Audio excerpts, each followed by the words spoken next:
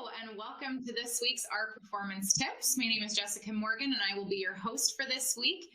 It's my pleasure to introduce you to Jason Brustad. He is one of our performance improvement specialists here with the Lucas OPT. Today's presentation will be on the cognitive interview.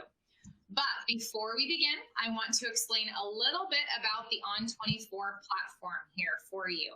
So, off to your right, you will notice the media player, the speaker bio, and a question submission box.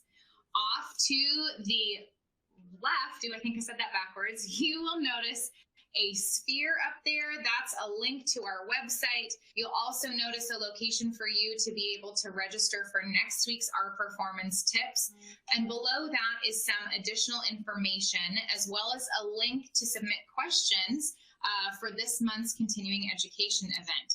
And on the bottom, you will notice a link right there that will take you directly to the registration for the end of the month. Our continuing education event will be a panel discussion on organizational leadership after crisis. And at the very bottom, we have a menu bar there that allows you to share this presentation with some colleagues or friends. It allows you to send an email directly to us with questions that you may have that didn't get answered during the presentation. Several of these boxes can be moved around and hidden and change shapes, so feel free to play around with the console here to make it just how you would like it. So without further ado, I'm excited to introduce you to Jason Brustad. Awesome. Thanks so much, Jess. Appreciate everybody being here, and excited to kind of impart some of the knowledge that I've picked up along the way during my course of time as an investigative interviewer. And I want to share some thoughts with you today in regards to that. So certainly with only 30 minutes, we're going to be on a fairly short timeline here, but that's okay. We can get a few things across. So without a doubt, certainly want to plug our cognitive interviewing course that's available here at Lucas. So feel free to check us out at lucasopt.com. But with that being said, let's get into it. So the cognitive interview, let's refresh our memory on that word. And there's several definitions for it, but what I'd like to suggest today is that we kind of focus in on the one that describes cognitive as concern with the act or process of knowing or perceiving. Now, perception and memory are huge when you talk to folks who are trying to portray information or provide information to you based upon an event they saw or a memory that they're trying to recollect.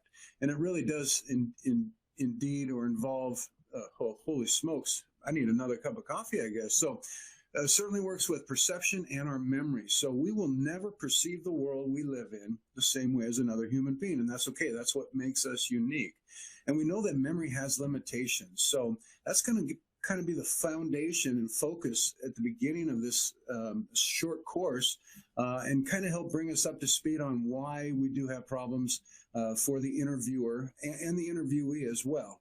So the cognitive interview process itself was developed to enhance eyewitness memory. One of the two leaders of this was Dr. Fisher. I had a chance to attend one of his courses at the National Transportation Safety Board facility there, and it was just fantastic. The 2 days spent with him was just amazing, and certainly played on what I'd learned in the past. But it was interesting. He did actually start us a little bit further back. And if you're not familiar with Hermann Ebbinghaus, he was a German psychologist. He was credited and remains credited as being the father of both short and long-term memory. And he found a couple of few things that were pretty educationally depressing. One of those, and you might be familiar with the learning curve or the Ebbinghaus curve, what Ebbinghaus identified was that 60% of what you learn in the classroom, you lose in 3 hours, gone. 75% dissipates after the course of only 30 days. And how that ties in with our interviewing is the accessibility of those memories developed as we bring them in. Even though it does vary over time, a lot of the detail gets lost as short as 3 days. So 1 to 3 days, you have a fairly small window there to get the facts or get the information that's available to you by the eyewitness. And we're going to talk a lot about eyewitnesses or the interviewee. And certainly you have different venues that come into play. You'll have folks who are going to be providing you information based upon an event that they were part of. based upon an event that they saw, or based upon an event in their past. They're providing you information.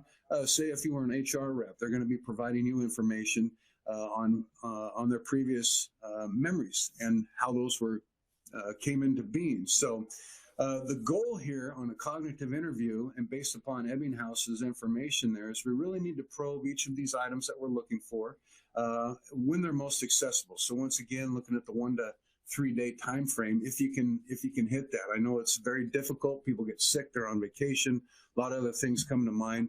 We won't dwell too much on that, but nonetheless, very important. The quicker you can get to it.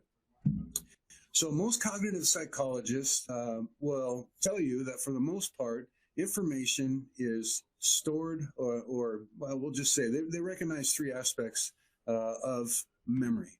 That involves encoding, storage, and retrieval. So when we look at encoding, we have billions of pieces of information to work with. We've got a ton of things coming at us.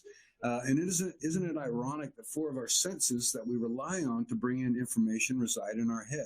We see colors, we hear sounds, we have a lot that comes in. Can we store it all? Absolutely not. We got a lot of information that we could care less about.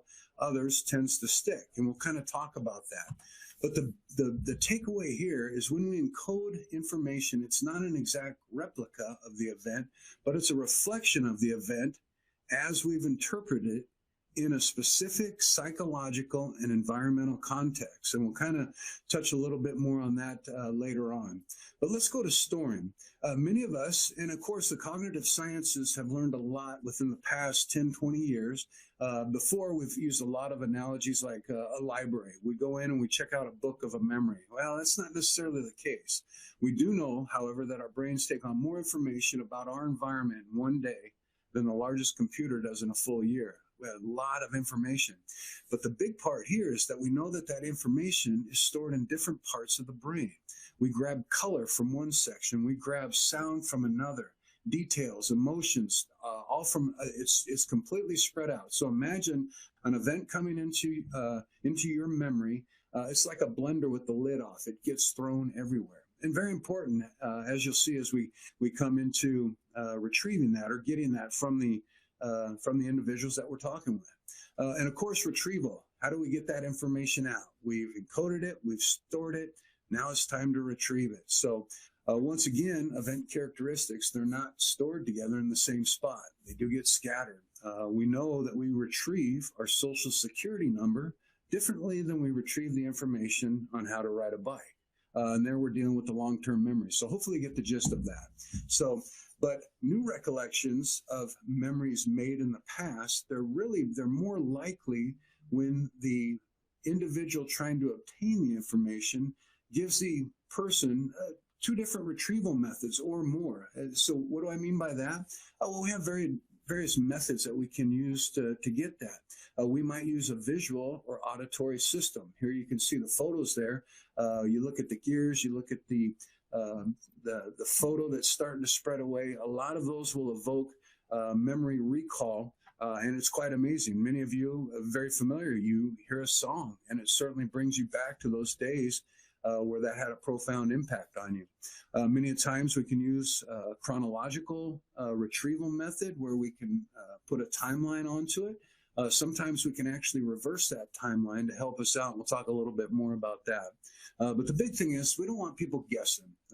Many times people just, they want to provide us with the information they think we would like to hear. So we really need to caution them on that. So with that, yeah, encoding, storage, and retrieval. And like Friedrich Nietzsche said, regardless if you like his theological side of it, he was onto something that certainly the fact remains that sometimes we just have a hard time getting that information back. Doesn't prove anything that we don't have any memory, but keep that in the back of your head, so to speak. All right, so what's the difference between a good rememberer and a poor rememberer? Well, I wish we were in the classroom setting right now, but we're not. But the answer would be the number of retrieval attempts made by the individual trying to provide the information. Many folks might try once, maybe twice. If it doesn't come immediately to mind, they just think, oh, I got a bad memory. Well, no, you don't. You just haven't attempted to retrieve that information the number of times needed to yield the results. So Once again, the more retrieval attempts people make, it's going to yield more of the information or the recollection. It's quite amazing. Many times witnesses or folks that you're talking to provide information, they don't even realize how much more they have, even when you say, is that all? And we'll talk a little bit about that as well, too. And with that being said, and this is something I learned, and it's very valuable. At the end of an interview, regardless of what information you're trying to obtain, always say, hey, when you remember more, give me a call. What do we normally hear or say? Hey, if you remember anything, give me a call. Well, no, because you will. Because guess what? When you leave that interview or that source of information exchange, you're going to be thinking about that. And once again, those retrieval attempts are going to come in, and lo and behold, you're going to remember another detail later on. Now, you might even remember it as you're telling somebody about the interview you just went through. So there's three central themes that Dr. Fisher and Dr. Gieselman used, and I apologize, I forgot to mention that book there. Very recommended. We'll have that available as a link there later on that you can look at if you're interested in it. Cognitive interviewing, fantastic. It is really heavily based on law enforcement interviews, people who've gone through events, but once again, the basis is the same. We're trying to retrieve information from individuals. And the three central themes that are discussed in that book there is one, hey, what folks believe happened during that event really dictates the information that they're going to give you. And once again, it falls within the context that they observed that event or obtained that memory. They might have been sad. They might have been angry. They could have been very busy during the event. Some things happen very fast, say, such as a car accident. You see things quickly, and you're not prepared for a car accident. They just happen. Another one of the central themes that we're going to talk about is that the interviewee or the person providing the information, they're the subject matter expert, not you. And sometimes it's tough to remember that at times. We know that studies indicate that those interviews that are conducted with less questions, they actually yield the greater amount of information. Why? Well, if we're not asking our folks questions, we aren't distracting them. And that's a whole separate lecture in and of itself, but it works quite well from the interviews aspect of it. All right, so when we talk about beliefs, once again, the person providing the information, what they believe happened in the past, it's going to dictate what they give you. So when you ask questions, you end up disrupting their thought process. It puts them onto another path many a times, and you might lose a window of opportunity otherwise would have been there for them to go in. They were reaching for it, you distracted them, and they kind of took their hand out of the memory basket, and it's tough to get back in that same basket over time. So we'll give you a few pointers on how to do that. Once again, the questionless interview is the way to go. Really helps establish the witness as the expert, like they are, and limits the authoritative position that typically is inherent with a question and answer setting. And to give you an example of that, it would be like, so John, by the time you got down there, the pre-job briefing was already done, correct? Yes. Well, you've already answered for John. You already know the information. Why is he going to continue to go on? Whereas you might go into that on John. So tell me, when you joined the folks in the room, what were some of the discussions that were taking place or that you overheard?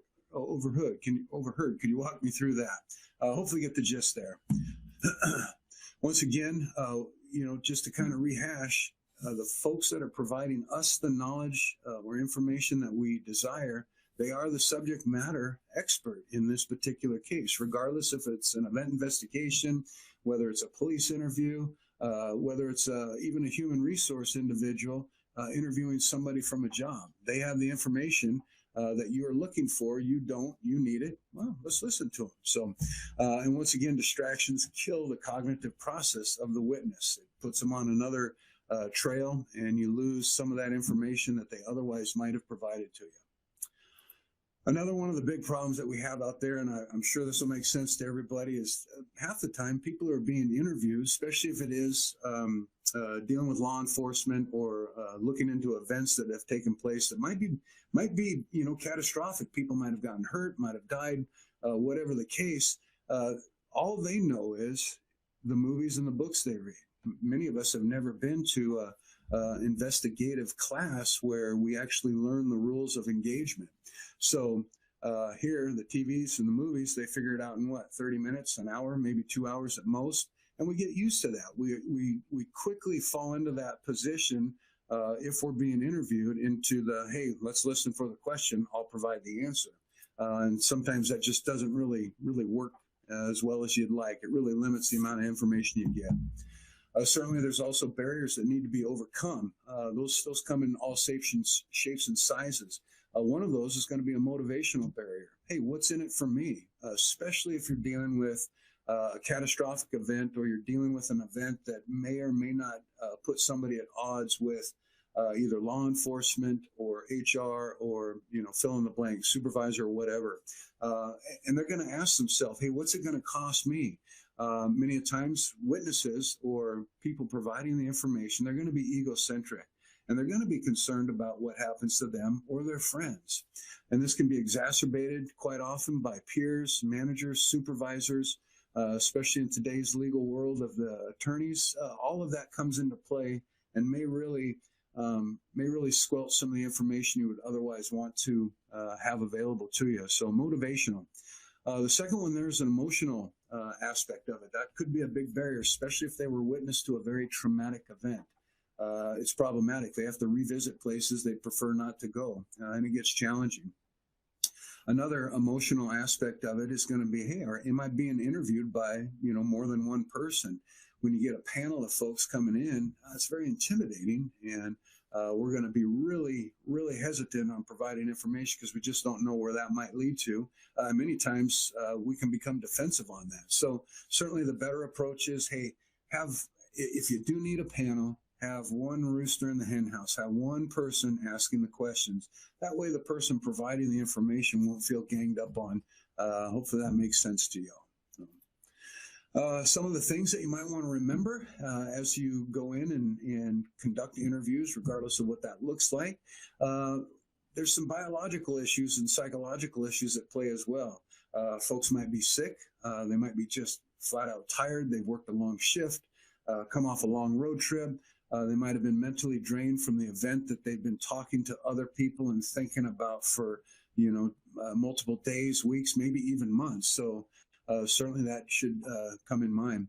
The environmental aspect, very, very important there too. You can have, if you're in an area, say even a coffee shop where you've got lots of noise, you got coffee being made, you've got other discussions, you got a lot of visual stimulation that's taking place. It's really going to throw or reduce their cognitive ability to reach in and grab that memory. So something to keep in mind. And certainly the interviewer's behavior, for us wanting the information, and it's tough. We'll talk about open and closed questions there and how to do that. But there's a lot of things that come into play. Are we getting into these closed-ended questions? Are we establishing ourselves as the authoritative figure when really it's the person providing us that information? Even with the visual distractions of a coffee shop, simply sitting in front of somebody, wearing clothes, necklaces, watches, even eye contact, that's going to diverge some of their attention. So it's okay. You can tell them, hey, feel free. If you need to look up at the pretty blank canvas of a ceiling, feel free to do that. If you need to close your eyes just so you can limit that visual stimulation, that's okay. And they don't know that. So please feel free to tell them that. Let them know, hey, you're going to be taking notes. Certainly we have cognitive distractions for us as we're recording that information. Let them know beforehand. One of the questions I asked with the eye contact is, it seems like, I grew up where that would be kind of a sign of disrespect. Certainly that's not the case here. And if you are dealing with multiple generations, you can feel free to let them know, hey, by no means is my lack of eye contact pulling anything from the respect I have for you. So please don't take offense there.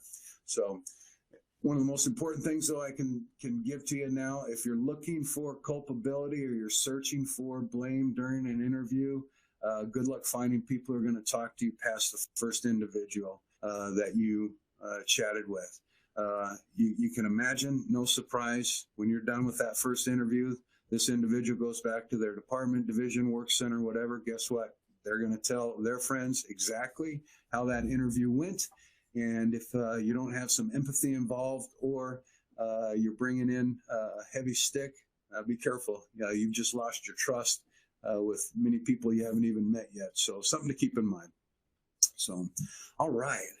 Once again, we've talked a little bit about reducing that cognitive load on the people providing us the information. Once again, there's a lot of things going on.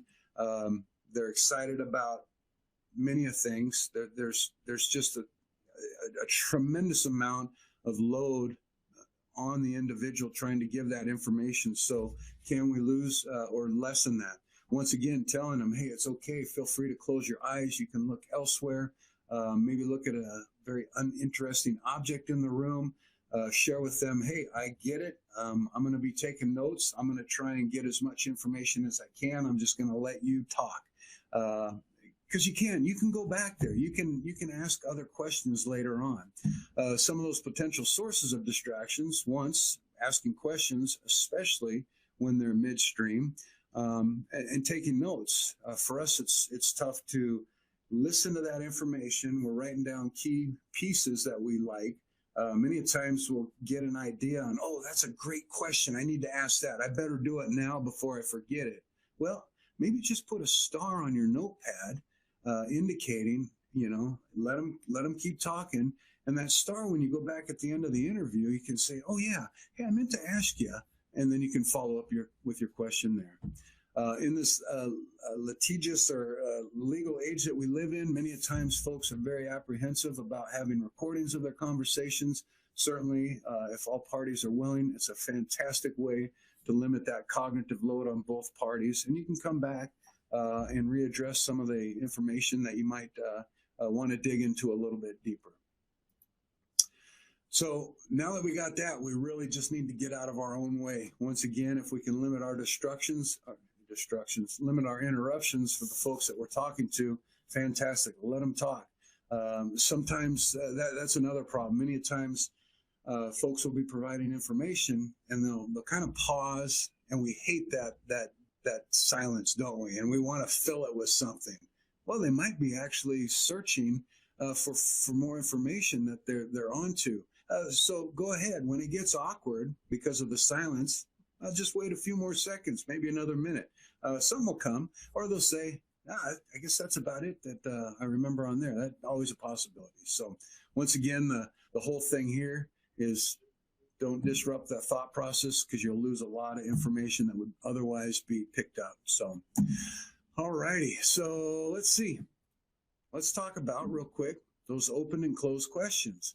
Once again, open-ended questions really help establish the witness as the expert and limits the authoritative position inherent with the interviewer. And it is. It's amazing how helpful that is. Another quick point, another point I'd like to mention here real quick is be really careful as well using multiple choice questions. So if you ask an individual, hey, do you think it's A, B, C, or D? Well, guess what? Now, E through Z, none of those are an option. Why would you want to wipe that off the table? So be careful with your multiple choice. So once again, we'll give you a good example. If an interviewer was to ask somebody, hey, do you know any processes that handles altered hardware? The witness will be, no, not directly. They're all done. You asked them a very closed-ended question.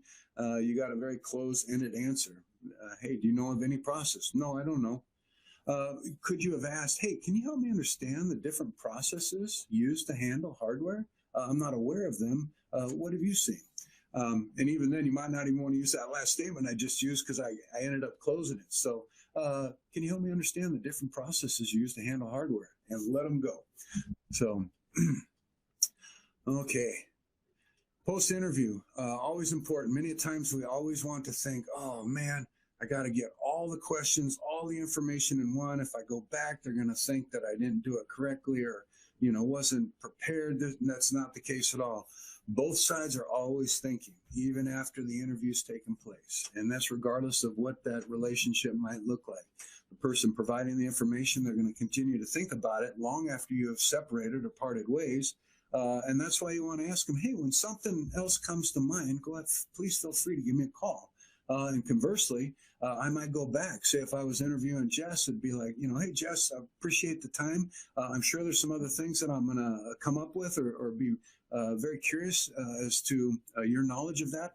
Would you mind if I give you a shout? Chances are they're going to be more than happy to take that phone call with you. So once again, the interviewer, not the witness, we get to decide what the importance is. So, and by that, I mean, don't certainly cut anybody off, bring all the information in. If it's not relevant to the task at hand or what you're getting the information for, by all means, you can let that go.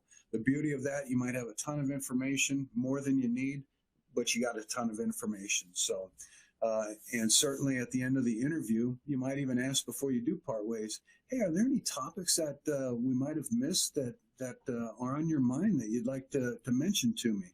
Or another great question was, hey, Jess, if you were conducting this interview, what additional questions would you ask me? And sometimes that helps the folks tap into that last piece or bring to mind something that they have remembered in the past. So with that being said, that was just a quick 30 minutes. I certainly appreciate the time that you've provided us today here. But we will do a quick recap of this. Once again, the goal of an interview, regardless of what that is to gather information, not culpability. We aren't looking to assign blame or get anybody in trouble because certainly we get known very quickly as the person who wants information to use against us, not with us or for us. We know that the witness is the integral part of a solution to whatever problem we might have at hand, and certainly very, very important. We talked about Ebbinghaus. We went back into the 1800s. We know that people start to forget details within that 1 to 3 day period. So can you get that information quickly? We know he developed the forgetting curve. We know that the difference between good and poor rememberers are the number of attempts made for the information. Some folks think if they don't get it the first time, well, I must have forgotten it. No, that's not the case. Use some of those other senses to evoke information. It might be a song. It might be a different visual cue. It might be a tune. A number of ways you can come in from a different angle. We talked about the 3 themes used in cognitive interviewing. One is the beliefs of those being interviewed or providing the information. What they believe and their perspective will dictate that information. They're the central figure. They're the expert, not you. And certainly, they might not understand how to be interviewed, and it's okay to tell them. We didn't have enough time today to talk about how you might prep somebody coming in to provide you information, but certainly we have that available. We talked about a few of the barriers it plays, from the psychological to the environment, a number of things there, what's in it for me or what repercussions, very important there. And we talked about the cognitive load already on the individual. So let's just get out of the way, let them think. Let's just provide them open-ended questions that they can expand on. And if we need to, we've checked that off in our notebook and we'll come back and readdress that because we don't want to cut them off.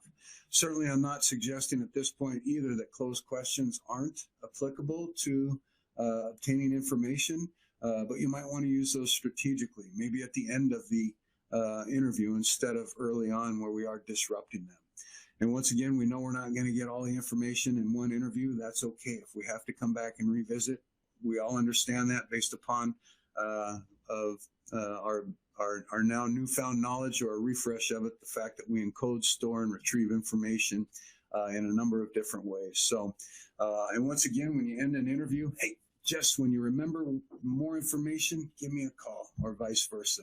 So once again, I appreciate the time. I think we might have a little bit for any questions out there. Jess, did any come in by chance?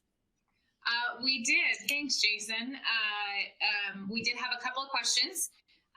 The first one was, are there any techniques that have been used in the interview process that are now considered outdated? Oh, fantastic question. Some of you out there might be familiar with the read technique. Very, very popular, especially for law enforcement individuals. And some of the recent cognitive research completed within the past 10 years suggests there's some certain concerns with some of those techniques or foundations used in that you might want to be careful. I'll let you kind of make your own decision on that, but certainly very popular and familiar with many folks. Some of you might be familiar with the clean language investigative or interviews, which certainly has made some advancements out there. There's some debate as to whether or not that provides the most amount of information, but we'll certainly let you folks out there determine what fits best for your particular application. But great question there, Jess. Any more? Yeah, we had one more. The other question that came in says, I work for a large company. Who within the company would benefit from a training such as the one that you guys provide? Oh, fantastic. Yeah, many a times we want to think interviews are just for HRs doing, trying to bring people in, trying to find the right person, but it's amazing. So if you're out there as a foreman, maybe a fieldwork supervisor, you might be obviously law enforcement, you might be a fire chief looking to understand how a fire started. It could be just a number of folks that could benefit from this. We all exchange information, and many a times in our jobs and our positions, we want the most information that we can get. So certainly we've got some great things here, tools that you can use to edify what you're looking to build upon based upon the information you desire. So it certainly doesn't stop with a select few as we all communicate with each other and all look to gain more information. Wonderful.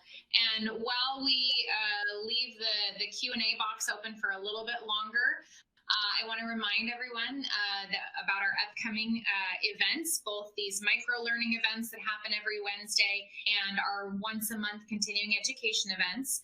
At the end of the month, we have rescheduled to this coming April 30th.